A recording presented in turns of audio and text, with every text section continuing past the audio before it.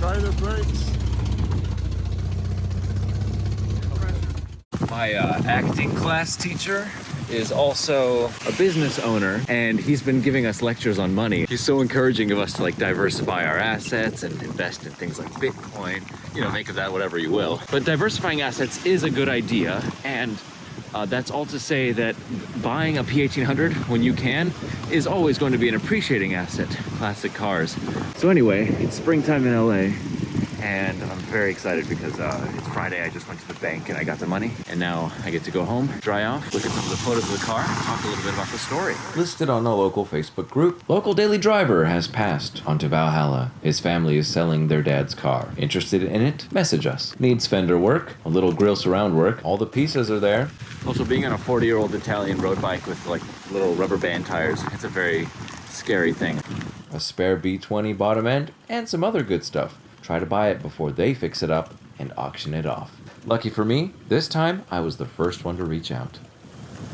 I also just found out that the show Barry was filmed right across my old apartment, one of the scenes at the end of the latest season. I thought that was a lot of fun. One of those ways that I just love Los Angeles. So, it only took 12 atmospheric rivers. My grass is green.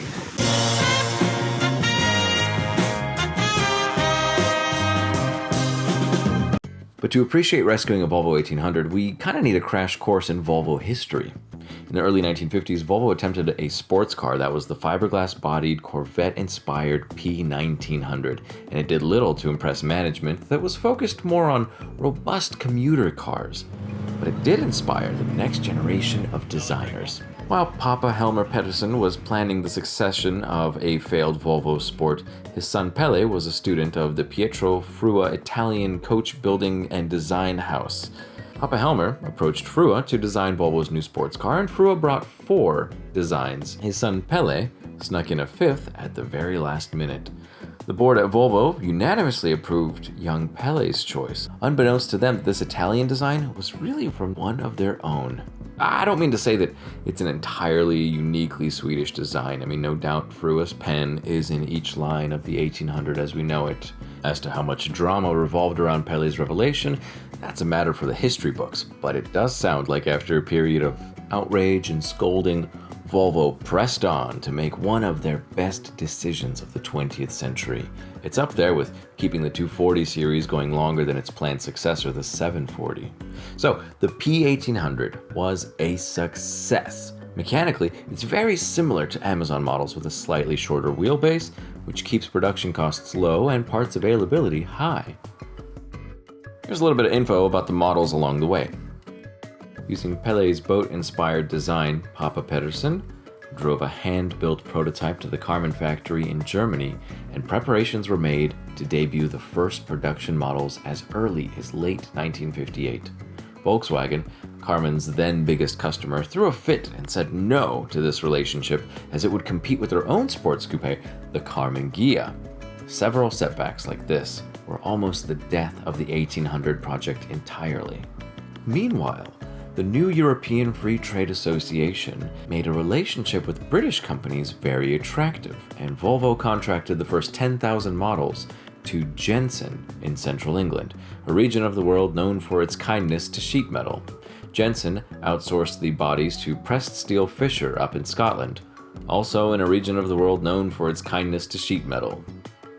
Long story longer, 2 years of delays saw the first production car roll out in 1961. For 1961 and 1962, all Jensen-made models are officially called the P1800.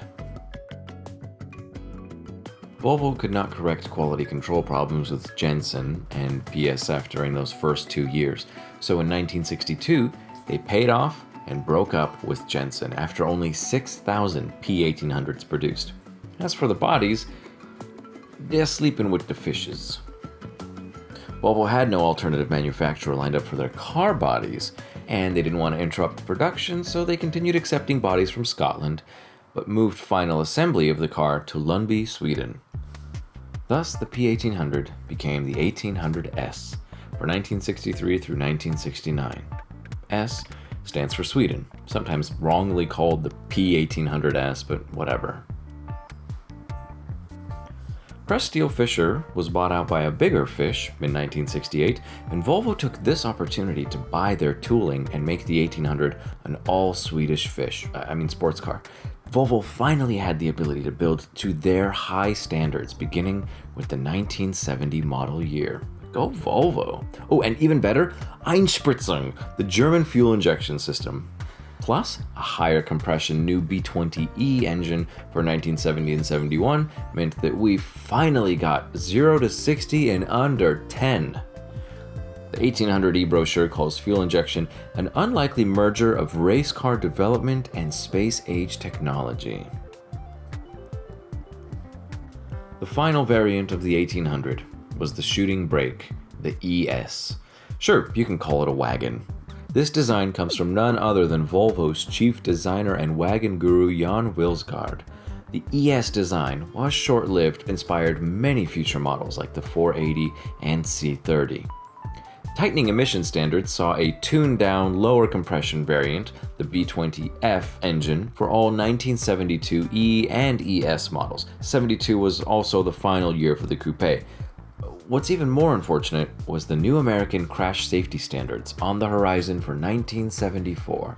Volvo wasn't making many ESs at this point, so they didn't really see the point of redesigning a beautiful car around whale-tail 5-mile-an-hour bumpers.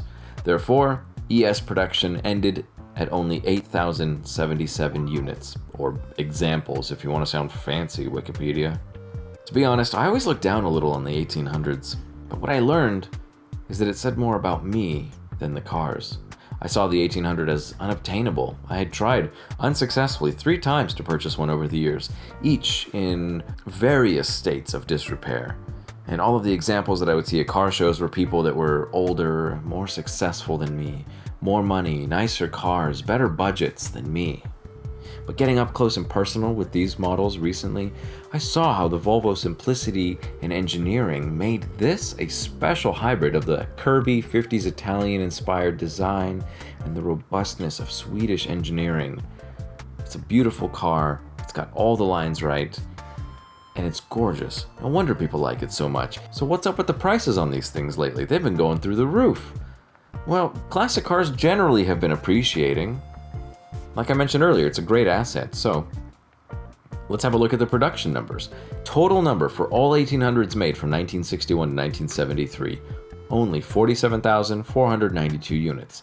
For comparison, the Volvo Amazon, which ran for just a year longer than the 1800 series, all models, 667,000 units. The PV 444 and 544 in 18 years sold 440,000 units. So like production numbers are pretty high volume-wise, but then it only increased after that. The 140 series from 67 to 74, 1,200,000 units. The 240, all variants, from 75 through 1993. It's a huge run, 2.8 million cars. So now I have some idea of why the 1800s are so valuable among all the rest of the Swedes. Thankfully, they don't have really low production numbers like some of the Lancias and Alfa Romeos of the time, where you're like, hey, there's 1,800 of these coupes available, so you better get one if you can, and don't ever let it go to the junkyard. Unfortunately, these cars do get scrapped, thrown out, all that, crashed. Oh, it's sad. But thankfully, there's enough of them out there that you can have sort of the best of both worlds, like I touched on. Awesome design, great dependability. And speaking of dependability, Irv Gordon and the famous million-miler 1966 1800S. He reached 1 million miles by 1987, made the Guinness Book of World Records by 1998 at 1.6 million for highest certified mileage driven by original owner in a non-commercial service. Yeah, there are a lot of Toyotas out there with 1 million miles on them, but I think there's even more Volvos in the Million Miler Club total. He reached 2 million miles by 2002, 3 million by 2013, and in late 2018, when he passed, his 1800S was up to 3.2 million miles. It doesn't really show. I got to see this car at the 2021 VCOA National Meet, which was also the 60th anniversary of the 1800. It looks great. Irv really took great care of it. Other special models? For an extra $1,000 back in the 60s, Volvoville of New York would chop the roof and install a convertible top on your 1800. In film and television, probably the most famous example, The Saint television show popularized the 1800 for several reasons. I'm a huge Roger Moore fan, so sharing a love for the 1800 is almost as cool as sharing a birthday with my favorite James Bond / Simon Templar. Accessories. Q, have I ever let you down? Frequently.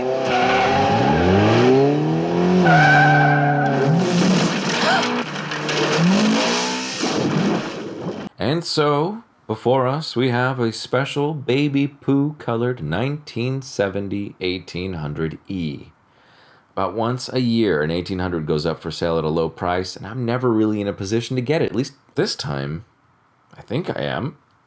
Two things sold me on this example. It was advertised as a daily driver, and it has a manual transmission. Three, if you count the low rust report, being a California car its whole life. It's nice to see that it was under a tarp when it was parked in the shade for the last 5 or 6 years. But sometimes tarps trap moisture too, so it can really be anyone's guess. The story goes, Mom passed away 2011, Dad parked the Volvo. He recently passed, the house went up for sale, and the kids settled the estate. Everybody loved the Volvo, but nobody wanted the project. In swoops the Volvo Rescue. After my first phone call, I really believe that this car and the bundle of spare parts that are hopefully coming with it are fair at about $5,000. I mean, after all, look at how the values of these have kept climbing in this post-pandemic car bubble frenzy. Fast forward a few days, and I get a phone call. Hey, I got the car started. It runs now. $8,000. Oof. Honestly, it's still worth it, but I don't want to live on ramen noodles. I just can't do that to myself again. So I stick with my first offer, and I say, look, I can have it gone by the weekend. It's hard for me to sleep when you're sitting on an answer, but I did it. Woke up by the morning, we had a deal. Suddenly my weekend was so much busier. I had to make my plans, get a U-Haul truck, trailer, rental, and so enter Roger and his diesel, and suddenly the whole weekend becomes a lot more fun. Saturday arrives, 7:30 a.m. We have a trailer, a 4-hour drive to get us to Central Coast, San Luis Obispo, home of slow rolling and the new to me 1800E.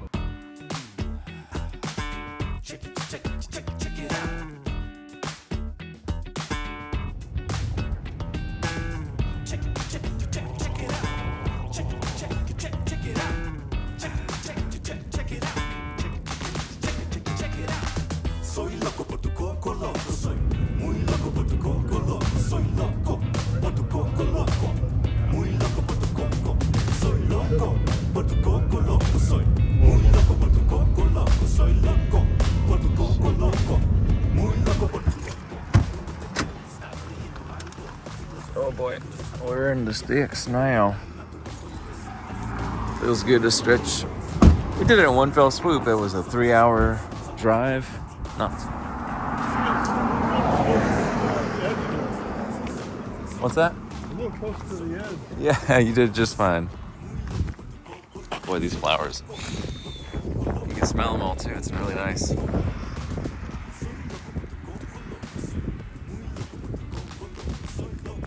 As a family, we wish we had the money, the time, the space to keep it. Yeah. Because it's an awesome car. And Well, our dad always intended to fix it up for her, and it never happened.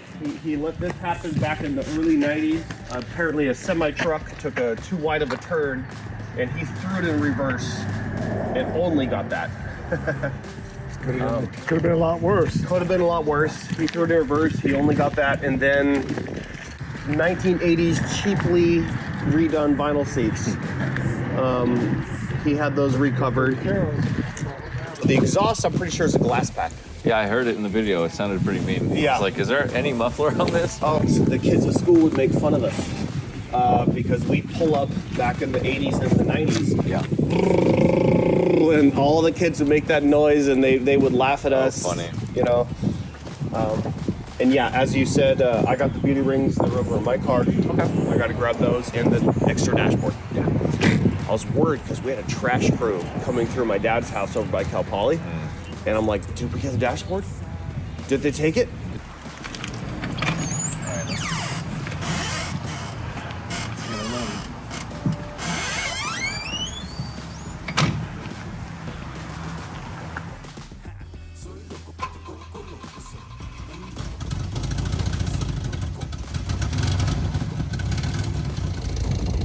Oh man, she sounds good.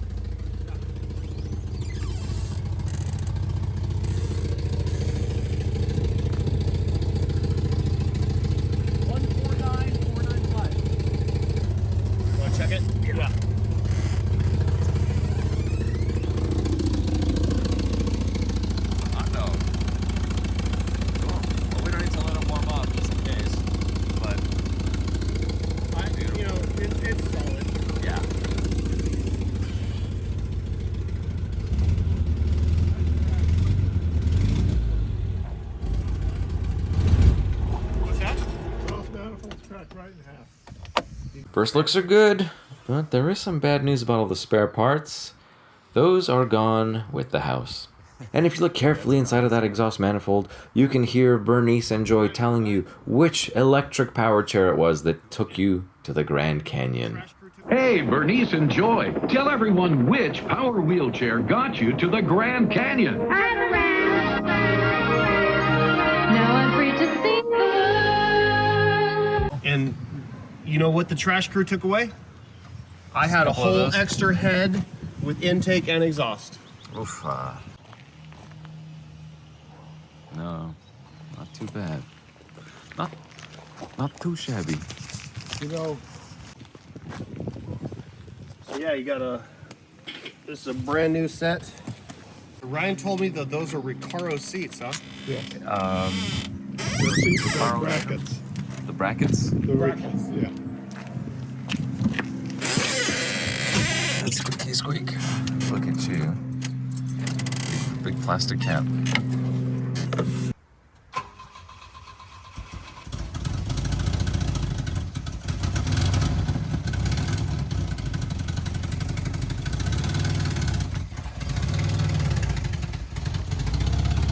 Try the brakes.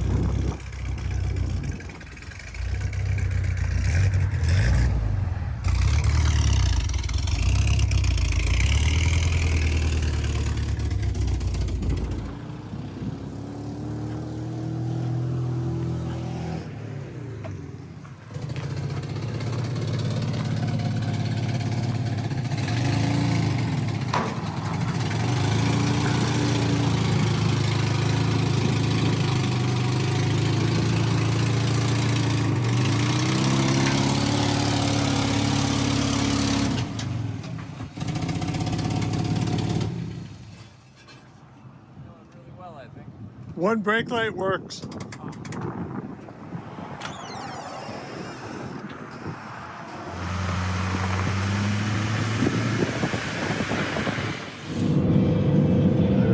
It's just, like I said, it'd be so neat to own this, but so much work, even if This would be a nice spot for lunch.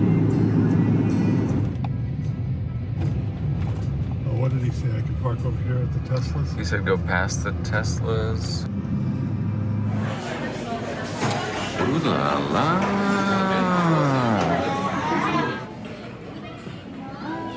Yeah, is this place for real? That's a cool picture. This is just, it's a lot to take in, you know? It's actually been good on my back. Ta-da! Okay, I don't like pictures of food, but these pies are just... Look at this pie. Look at this pie. Want a bite? Look at this pie.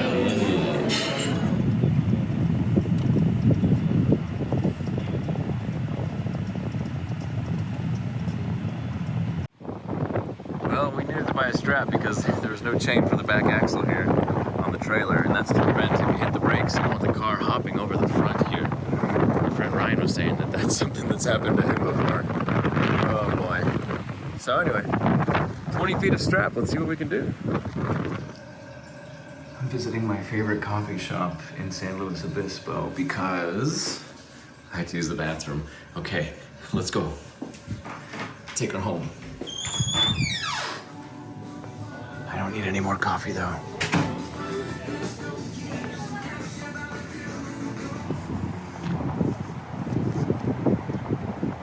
Hit the road. I just like that it says Slow City. Just, Slow what City. do you think? I met this guy at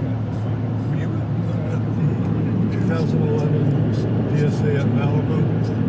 No, that was before my time. All right, pulled over to switch. This'll be good.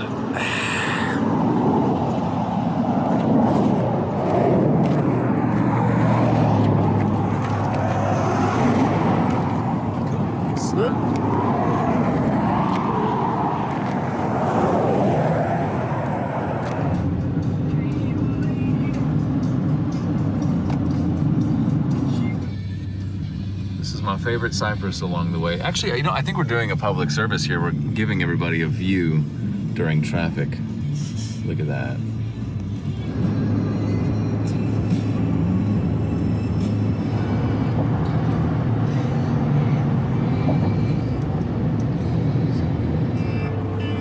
That's my color.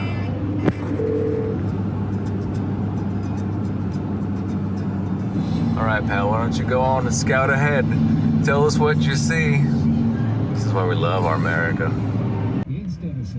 That's 17 miles per gallon. I gotta get me one of these. We made it. Total miles. Our trip meter, 404.8. Yeah. That's it. That's not bad.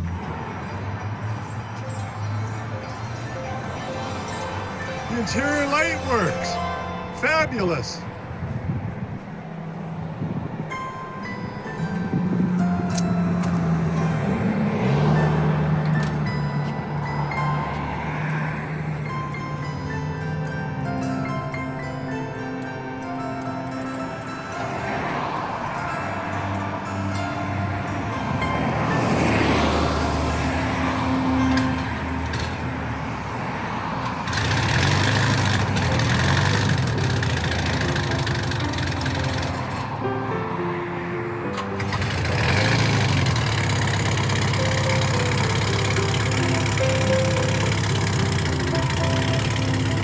Straight back.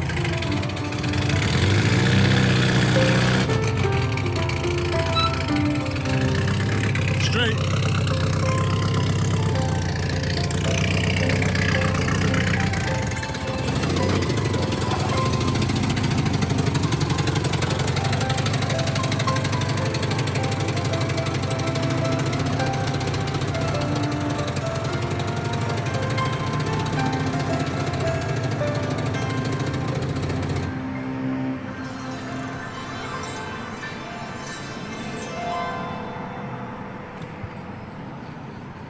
Lights on.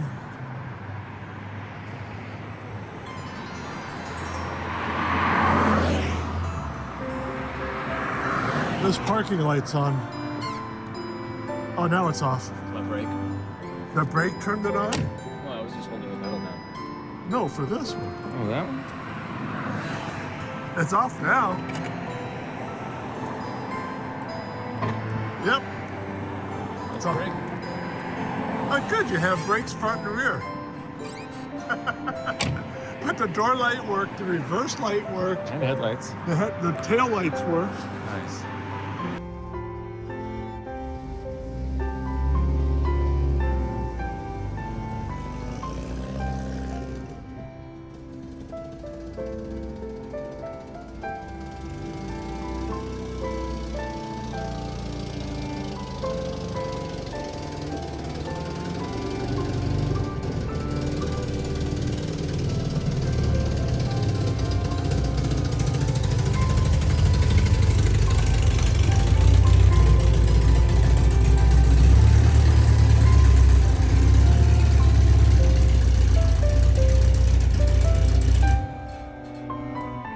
Sorry, neighbors. Successful auto transport return. Now I can go get my XC90, and it was like 90 bucks for the rental and $120 in diesel. You have a friend, you buy him lunch, bada boom, we got ourselves a car. It's a good day when you don't need these, but it's nice to be prepared. Or these. This is like a bag of fuel line, coolant line, just in case, because it told me there was a leak. Oh, yeah.